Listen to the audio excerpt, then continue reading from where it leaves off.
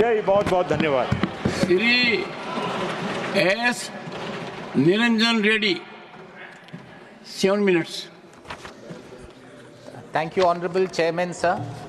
As I rise to speak on 75 years of glorious working of Indian Constitution, I understand I am too small to speak on such an important document and the working over a large period of 75 years. Sir, I would like to take the positive feedback from the discussion that has happened.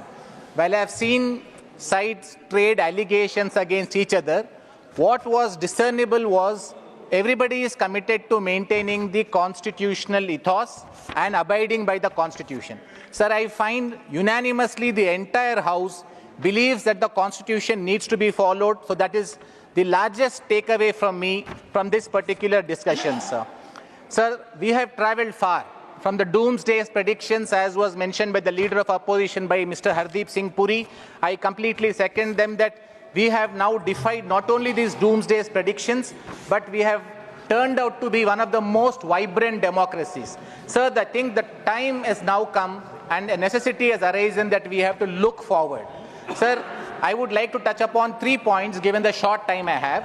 Sir, first I would like to speak that as I represent the Council of States, I think going forward, sir, I would believe that this House would have to actively look at the interests of the state, because that is the purpose for which the second chamber was created as the Rajya Sabha and the Council of States. So one area of concern for the state that I represent, that I come from, is the impending delimitation that is proposed in terms of Articles 81 and 82. Sir, I would beseech the House that the states that have done well, as and when we reach that stage of considering delimitation of constituencies, I would expect that this House would support the cause of the states that have done well, that have aided in the growth of the country's economy, that the delimitation exercise will take care of our concerns. Sir, I would like the House to spare a thought for a moment for the huge work done by the Honorable Supreme Court and the High Courts of the country. Sir, we have about 35 to 40 Supreme Court judges for population of 140 crores. So this roughly translates to 3.5 crore to 4 crore people for each Supreme Court judge. The amount of work they do is almost unbelievable, sir. I think the House may have to acknowledge the yeoman service rendered by the judiciary and the Supreme Court in particular. Sir, I have one concern in respect of the High Courts. Sir, I find that over a period of time with increasing tribunalization, with 28 acts having appeals directly to the Supreme Court, the High Court as it started in 1950 when the Constitution was framed does not appear to be as high anymore. Several of important legislations, sir, bypass the High Court. They go to the tribunals and go to the Supreme Court. I would request the House to consider bringing High Court back to its position of eminence. Sir, one other area of concern that I have, and I want this House to consider moving forward in the next 25 years or the next 75 years, is the issue relating to electoral reforms. Sir, the Constitution makes basic provisions in relation to elections, leaves it to the wisdom of the Parliament to make laws. Sir, we have made the Representations of People's Act of 1950 and the Representations of People's Act of 1951.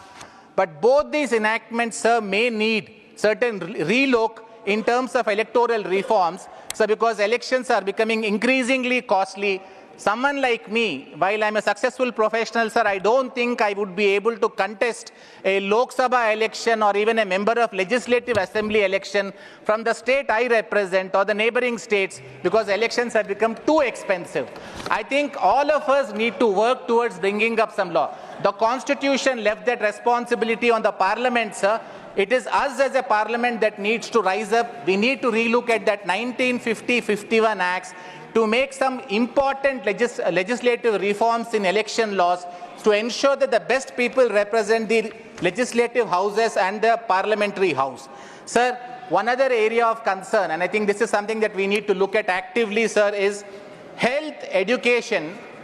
Earlier, while India has progressed so much, it has now become a poverty enabler, sir, because what is happening is parents, while striving to give good education and also trying to provide good health for their families, are spending so much of their money that a large percentage of population, sir, is getting pushed into poverty while there has been a huge poverty alleviation. The government has done exceedingly well, and I would compliment all the governments that we have brought down poverty to a great level. But if poverty still continues, sir, one of the poverty enabling factors is health and education. Sir, we have made giant strides in both health and education, but most of it, unfortunately, sir, has been in private sector. I think moving forward, we may have to look at doing something for making it more accessible. So one new area of concern that has been increasing, sir, is the growing income inequality and economic inequality. So these are the times which are resulting in this situation. This is a global phenomenon. I think there's a large responsibility on the Parliament that we do something to ensure that this income inequalities, economic inequalities do not become the reason for the modern depressed and weaker sections of the future. Sir, we are coming over historical injustices that have resulted. The Constitution provides for remedial measures, sir, but I think while we are addressing that remedy and we have not succeeded fully, the very fact that we have not been able to do away with affirmative action, sir, is an acknowledgement that we have not achieved that object. It is salutary, it needs to continue, but we need to be mindful that we would not want a new class of depressed people, a new class of weaker sections to arise because of this income inequality. We are getting rid of the past injustices. We cannot allow future injustices to come. Sir, I am grateful for granting me this opportunity. I thank the House for enabling me to speak, sir. Thank you so much, sir.